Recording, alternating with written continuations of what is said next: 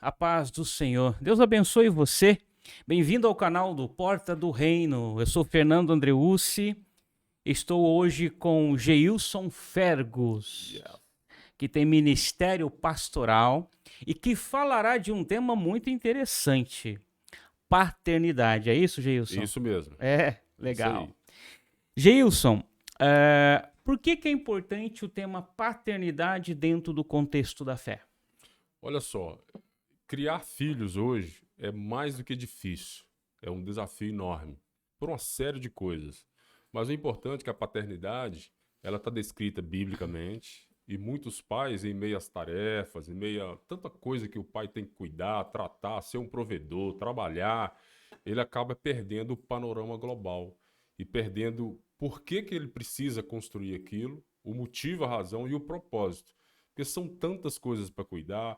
A mãe, por exemplo, com tarefas intermináveis dentro de casa, o pai como provedor, enfim, acaba que o filho vai ficando para depois. Ou, se o filho não está para depois, ele está primeiro, essa tarefa não está muito clara na cabeça dos pais. Então, eu tenho feito uma pesquisa durante anos sobre isso, olhando para os meus próprios erros, olhando para os meus próprios vacilos. Eu tenho duas filhas maravilhosas, minha família é uma bênção de Deus. Tenho uma filha de 19, uma de 14. Então eu sei o quanto é desafiador. E tudo isso, ele começa num ponto muito importante. A importância da paternidade e os desafios do pai, que nós estamos tratando aqui dos pais, né, da criação dos filhos, da formação. Então, toda a dificuldade hoje para que os pais exerçam de fato a paternidade segundo a Escritura Sagrada, porque lá tem os princípios, está na má compreensão ou na não compreensão do seu papel e da sua identidade como pai. E quando eu falo isso, Fernando, eu não estou me referindo à identidade de uma pessoa. Eu não estou falando do RG dela, do CPF, do endereço dela. A identidade de um pai da paternidade está descrita lá na Escritura Sagrada, que tem lá propósito, sentido, direção, tudo aquilo que o pai precisa fazer. E estou convicto de, diante desse desafio da paternidade, diante dos problemas que a gente vê por aí, dos filhos, dos pais, e muitas vezes eu falando sobre isso, eu falo sobre isso nas minhas redes sociais de maneira assim, muito pontual. Às vezes parece que nós estamos dando razão para o filho desobediente e estamos batendo nos pais. Não é isso.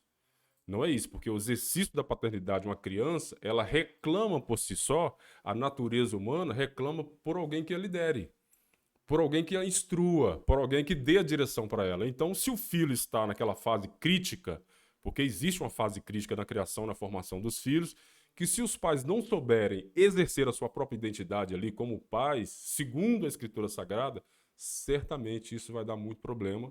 E aí, as correções, o impor, regras, procedimentos, que a gente vê isso aí no mundo cristão.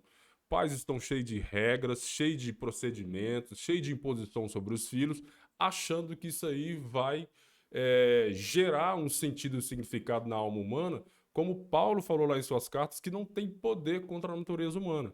A natureza humana precisa de uma direção, de um propósito, um sentido. E todo esse sentido, esse propósito, na paternidade, ele está descrito lá, que eu quero falar um pouco mais adiante. Então, eu vejo esse desafio assim, a paternidade como um desafio, o filho como uma alma humana para ser formada e os pais sem saberem quem eles são, a sua real identidade como pais e como mães na formação da alma do filho. Então, isso é um desafio muito grande. A gente vai discutir sobre isso aqui mais adiante. Muito bem, muito bem. Dentro do teu discurso, Geilson, há uma ideia muito clara de que paternidade sem espiritualidade, ela fica desprovida de aspectos essenciais para a formação da psique humana, certo? Exatamente. Você falou de uma frase crítica da criança, que se houver uma ausência de maturidade da paternidade, ele vai ter consequências talvez irrevogáveis. Sim. Que fase é essa? Essa fase eu chamo de. Ela não foi cunhada por mim, claro, Uhum, mas muitos especialistas cunharam isso. Que a uhum, vida humana ela tem 12 fases da personalidade. certo. E da primeira à quarta fase da personalidade é a fase mais crítica da criança. Então, Uhum, qual que é a primeira? Vamos falar dessas quatro rapidinho. sim. A primeira, eu tenho um corpo, a constituição do corpo. Uhum, Então, todos os embates humanos, olha só, a evidência uhum, de uma criança, quando ela vem ao mundo, já chegou com um embate. Então, ele luta pela vida. Então, tem um embate ali. A segunda coisa é a característica o quê? Do temperamento. Aí nós não estamos falando de personalidade ainda. Nós estamos falando da personalidade em si, das camadas dela, das fases dela, mas nessa segunda nós temos o tempério, o temperamento, que é o indivíduo que é colérico, que é sanguíneo, que é isso. Isso está constituído, é uma constituição mineral. Isso vem dos avós, mais dos avós que dos pais. Então, isso vai formar o indivíduo depois com essas características. Então, nós estamos na segunda. A terceira é o desenvolvimento da linguagem. Se o filho não tem os elementos necessários para desenvolver a linguagem, a fala, o argumento, ele não entender no seu aspecto subjetivo dele mesmo, que ele precisa ter os enfrentamentos, desafios. E o pai, a mãe, a paternidade, o que ele é? Ele vai dar toda essa estrutura para que esse menino, essa criança se desenvolva. E aí nós chegamos numa fase mais crítica, que é a quarta fase. Essa fase é onde os afetos vão formar um menino que entendeu que ele foi amado, que ele foi aceito e que agora, quando ele chegar lá na quinta camada, ele não vai exigir do mundo como vítima, como aquele indivíduo que não sabe lidar com as questões à volta dele, no mundo externo, porque não foi tratado lá atrás, ele não teve os elementos necessários, então agora ele se sente vítima.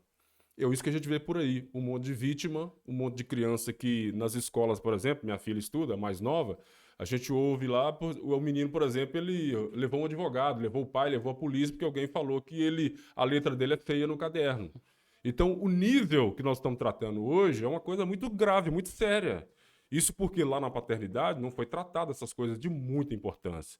Então, essa fase, essa camada 4, essa fase 4, não sendo bem fundamentada, instruída, dando todos os elementos para a criança, ali ela desenvolveu a fala, ela desenvolveu os enfrentamentos. Então, quando ela chegar na quinta agora, ela vai ver a circunstância à volta dela como um embate, então ela está pronta. Por quê?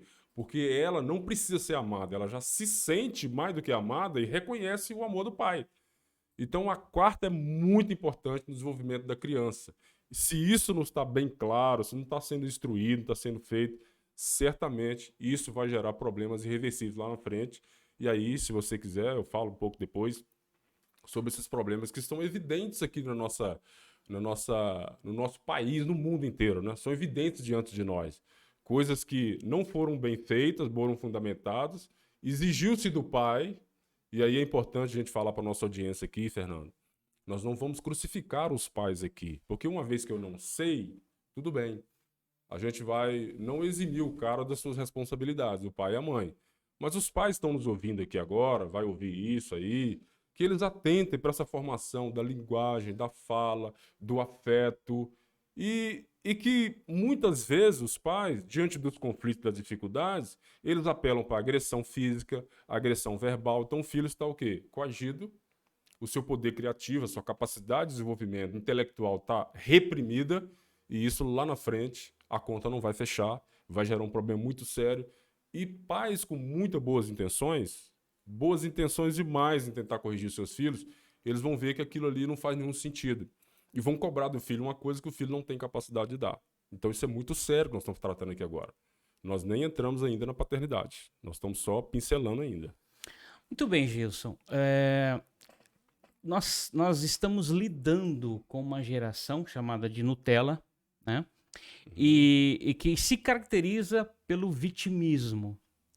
E toda a narrativa vitimista ela é dramática, ela é essencialmente melindrosa. E nós percebemos isso muito claro nessa geração.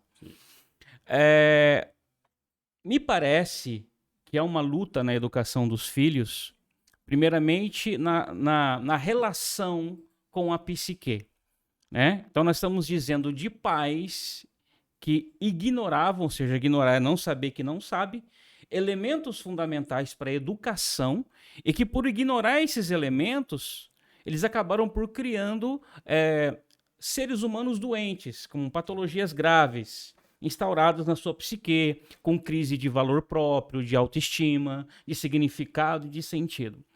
Na minha opinião, isso tem um agravante.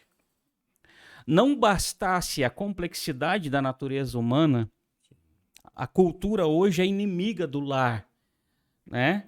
Nós vivemos hoje, segundo o Bauman, na sociedade líquida do Bauman, um momento, a nossa civilização ela está passando por um momento de superficialidade. A cultura presente, a cultura ímpia, a cultura do mundo, ela é fútil, ela é sensualizada e ela motiva a autopiedade. Ou seja, é um lixo. A cultura atual é um lixo. E a cultura está nas redes, está na televisão, está principalmente nas redes sociais, que é onde as crianças, os adolescentes mais acessam, né? Mais postas, né? Mais postam. Então, nós temos aí dois adversários muito fortes. A psique humana. A psique humana, ela incorpora todos os tempos, todas as eras. O ser humano sempre foi complexo e sempre vai ser. Mas nós temos um agravante que é a cultura atual, que é uma cultura bestializada, né? E é muito difícil para os pais impedir o avanço dessa cultura dentro da cabeça das crianças. Sim. Na sua opinião, qual o melhor caminho para combater essa situação? Muito ótima pergunta, ótima pergunta. Isso é o que eu mais ouço dos pais. Vamos pensar uma coisa aqui, Fernando.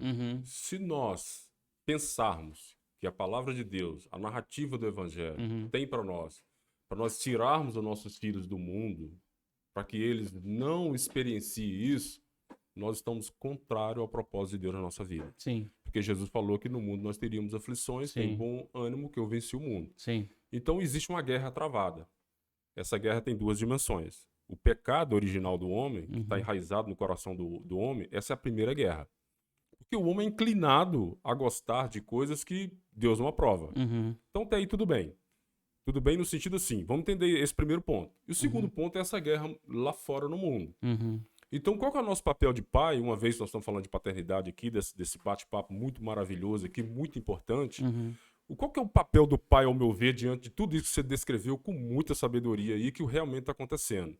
O nosso papel agora, então, é preparar os nossos filhos, é orientar os nossos filhos, é dar não só transferência de valores bíblicos, mas dar a eles a capacidade do enfrentamento sem se vitimizar, a capacidade do enfrentamento sem também demonizar as pessoas, porque nós não somos contra as pessoas, nós somos contra as narrativas. Sim. As narrativas malignas, satânicas, diabólicas estão infiltrando nas escolas, estão entrando na cabeça dos pais, alguns pais estão não entendendo isso, estão entrando na cabeça de outras pessoas. Então nós, como pastores, como pessoas que estamos aqui, olha só, nós estamos expondo a nossa vida aqui de uma maneira muito responsável para ensinar esses pais o quê? Que nós precisamos assumir a responsabilidade e compromisso com a nossa família. Tudo começa na família. Então nós precisamos voltar para a família, ficar dentro de casa, cuidar dos nossos filhos de uma maneira tão profunda, e deixar de lado o nosso cansaço, deixar de lado a nossa agenda, deixar de lado as nossas vontades, porque um pai provedor, um pai que trabalha, que está o dia todo, aí chega o final de semana e ele quer fazer aquilo. Não, meu filho. Isso é um tratamento diário para que os nossos filhos eles possam desenvolver a consciência, porque esse é o propósito. Nós estabelecemos aqui uma cultura. O propósito de Deus é formar uma família. Então, uma vez, Fernando, que nós fortalecemos a família, uma família forte, igrejas fortes, cidade forte também. Então, uma vez que o meu filho agora, eu não posso tirá-lo dos enfrentamentos diabólicos, satânicos, malignos, e o que é que eu preciso fazer então? Eu preciso dar a esse menino as ferramentas que Deus já disponibilizou para todos nós, com o meu exemplo, com os meus valores, com a prática diária que eu uso na minha família, com a minha esposa, para que aquele menino, quando ele enfrentar aquilo, quando ele estiver lá no meio daquilo, ele saiba enfrentar aquilo sem vitimismo. E ele não seja também uma presa fácil, digamos assim, um alvo fácil, porque ele não encontrou isso dentro da família, dentro do pai, onde ele deveria encontrar. Ele, então, agora se envereda por aquele caminho aí, nós estamos falando lá da camada 4 lá, onde os afetos não foram bem estruturados, ele não recebeu os elementos. O que isso vai tornar na vida desse menino lá, que ele não teve isso lá, a estrutura?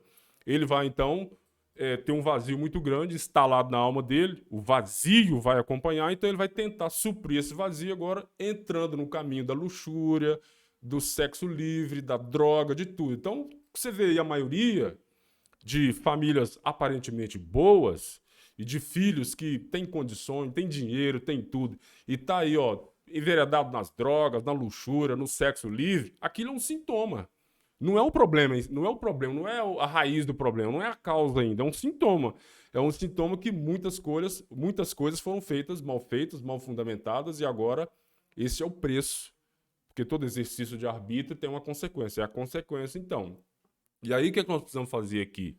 ao meu ver. Nós temos que instruir esses pais. Então, nós precisamos falar isso aqui, Fernando, durante 100 anos, até nós morrermos, porque a família é a estrutura principal, o propósito de Deus é formar uma família, para esse pai entender essa complexidade. Você falou muito bem.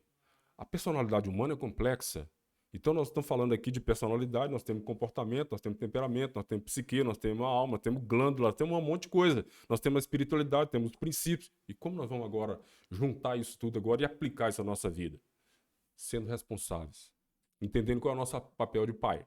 Entendendo que a paternidade começa no princípio, entender a minha identidade, o que Deus espera de mim para a formação dessa alma humana. Porque a paternidade é o exercício do pai naquilo que ele foi chamado, segundo Deus, Salmo 27, se não me falha a memória, todo filho é herança do Senhor. Então agora eu vou trabalhar isso com os princípios de Deus, porque é Ele que criou todas as coisas, para que esse menino, esse filho, seja um homem de verdade, essa menina seja uma mulher de verdade, e para que a gente construa uma família não perfeita, saudável. Porque desde que o pecado entrou no mundo, não existe essa pretensão de perfeição, mas saudável. O que é saudável para mim no exercício da paternidade? São muitas coisas, mas principalmente é um pai que tem coragem de olhar no olho de um menino, de uma filha, de um filho, mesmo que ele tenha feito tanta besteira, dizer que ama ele à noite. Orar por ele e falar que, olha, você me desobedeceu, eu estou chateado, mas eu amo você. E eu não tenho dúvida que você é meu filho e minha filha. Você pode fazer qualquer coisa, mas eu não tenho dúvida de que eu sou seu pai, eu te amo e vou te corrigir. E além de outras tarefas que nós podemos falar aqui mais adiante, estendendo esse assunto de paternidade, que os pais precisam assumir com responsabilidade. Então não é proteger o nosso filho. Deus não tem o propósito de proteger ninguém. Por isso que ele foi lá para a cruz e morreu pelo meu e seu pecado. Então aquele que está buscando a proteção de Deus, quem ensinou isso foi o capeta.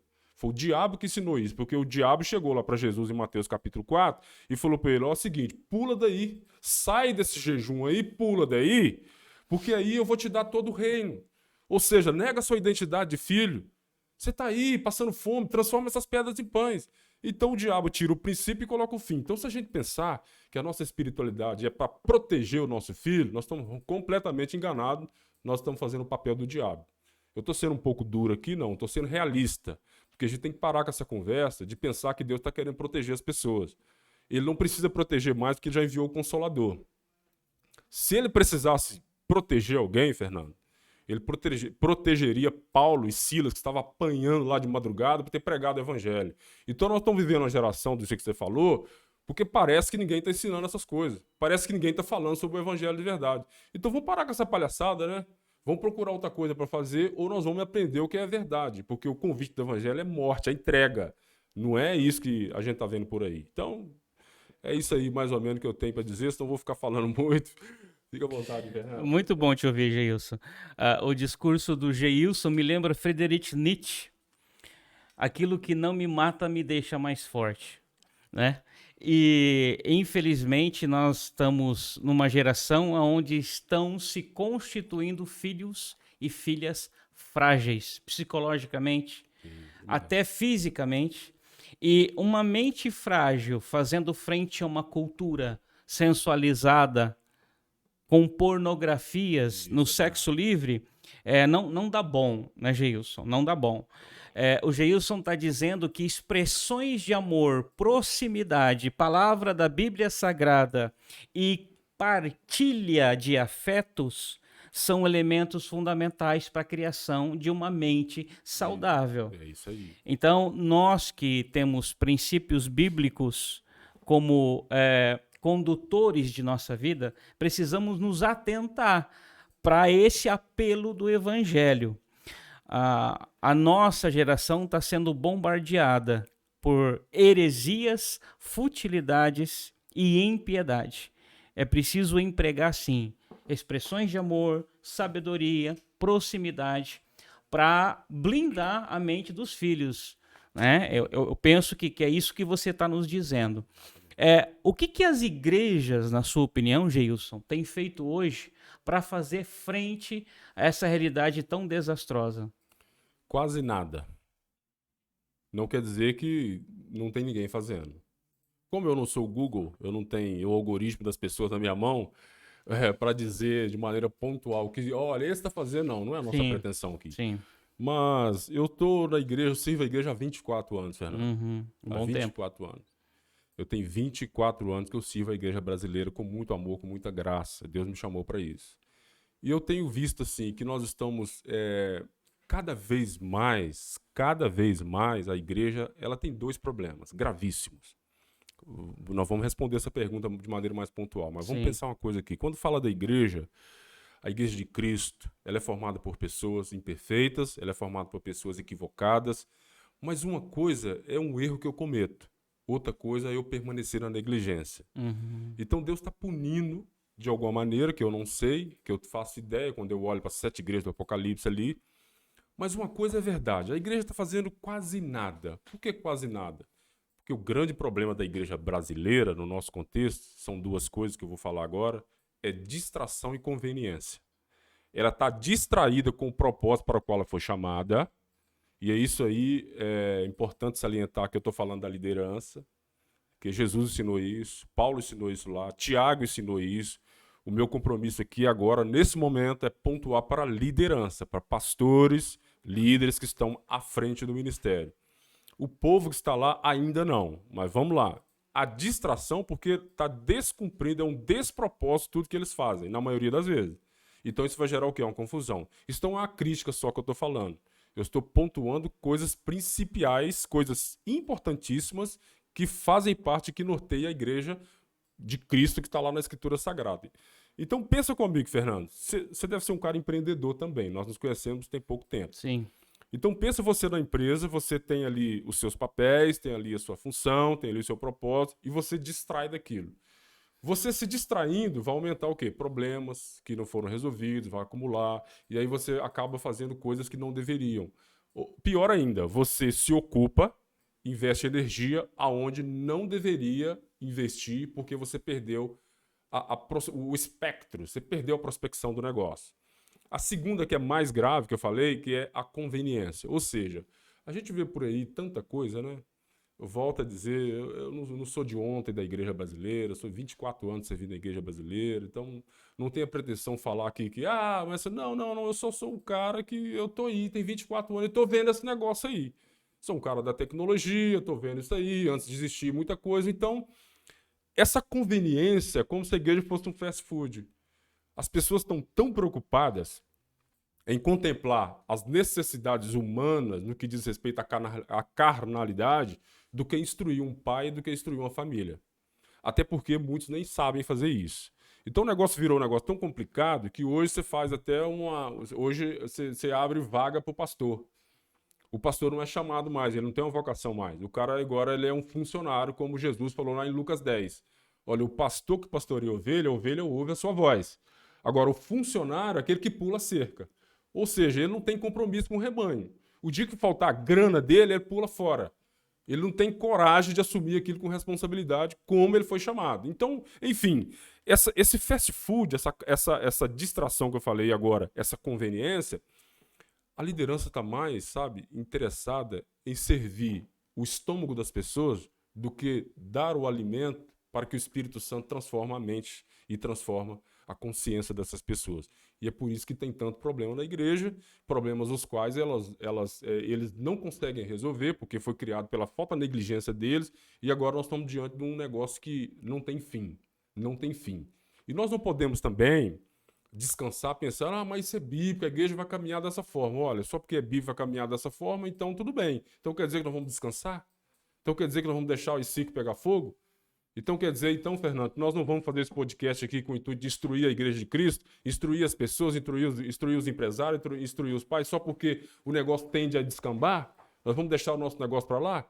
Então isso é grave, isso é sério. Distração e inconveniência. Trata o estômago, você sabe a analogia que eu estou fazendo, né? As vaidades humanas estão sendo contempladas, porque o cara tem dinheiro, esse aí tem mais dinheiro, o dízimo dele é maior, então vamos deixar esse cara no pecado dele, não vamos confrontar o pecado dele, embora ele bata na mulher, ele não respeita a mulher. Então isso é grave, que desgraça é essa que nós estamos vivendo? Que igreja é essa? Que igreja é essa que nós não conseguimos nem enxergar essas coisas dentro dela? Então isso é que chega para mim. Eu não estou falando aqui de coisas que alguém me falou que eu li no livro, não. Eu tenho 24 anos que eu estou ouvindo essas coisas. Aí o cara, às vezes, é o pastor que tá lá, mas ele trata mal a mãe, trata mal o pai, trata mal a esposa. E aí os filhos estão o quê? A deriva. Então, que tipo de ensinamento esse menino, essa menina que está lá dentro da nossa casa, nossos filhos, vão aprender conosco se nós não somos primeiro aqueles que são saudáveis? Não é perfeito. Porque na paternidade eu também já perdi a cabeça, Fernando. E perco até hoje, eu não sou perfeito. Às vezes eu falo um negócio assim com as minhas filhas, só tem mulher, pô. Tem minha mulher e 2 filhas, só tem mulher, só eu de homem.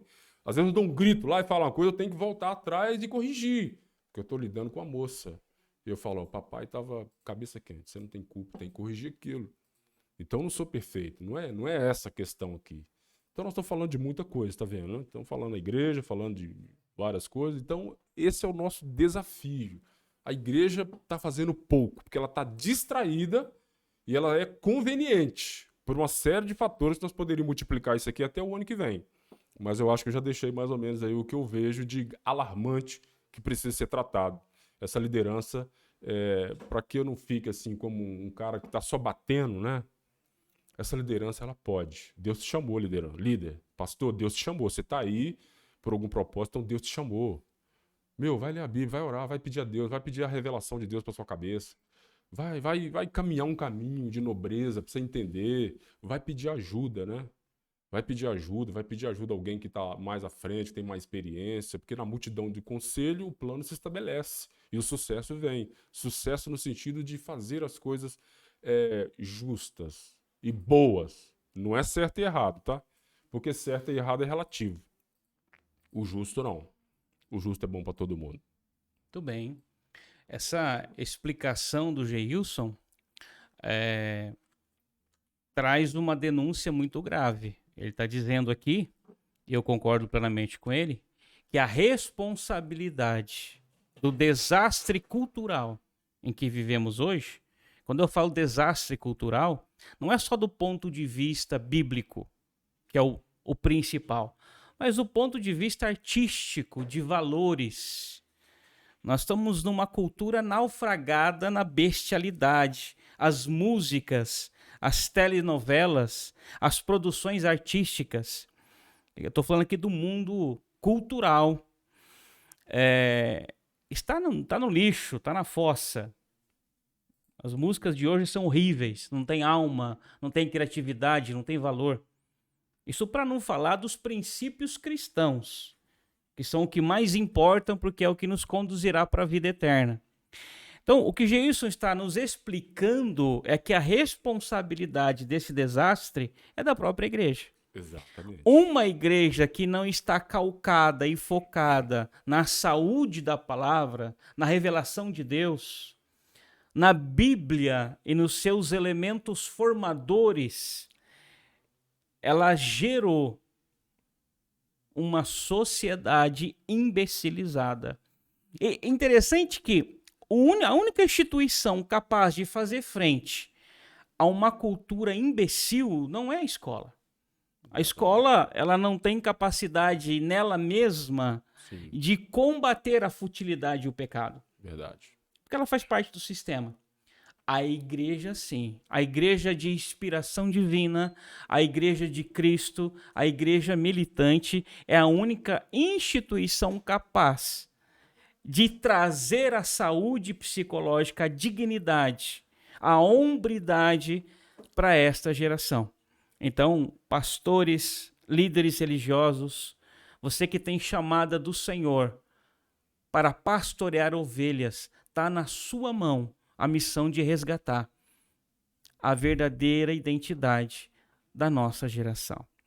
Eu recebi hoje aqui o Geilson e nós falamos sobre paternidade, cultura, falamos sobre temas que daria aqui, sem dúvida, mais umas 3 horas, né, Geilson? Eu espero que esse conteúdo tenha agradado você, que ele tenha feito sentido para você e que o Senhor possa ter tocado o teu coração para essa verdade. Geilson, muito obrigado pela participação. Eu que agradeço. Por ter vindo aqui, prazer. Expressado esse conteúdo tão importante, tão relevante e tão sábio para nós. Deus abençoe você, teu ministério, sobretudo a sua família. Amém. Para você que esteve conosco, muito obrigado. Deus te abençoe.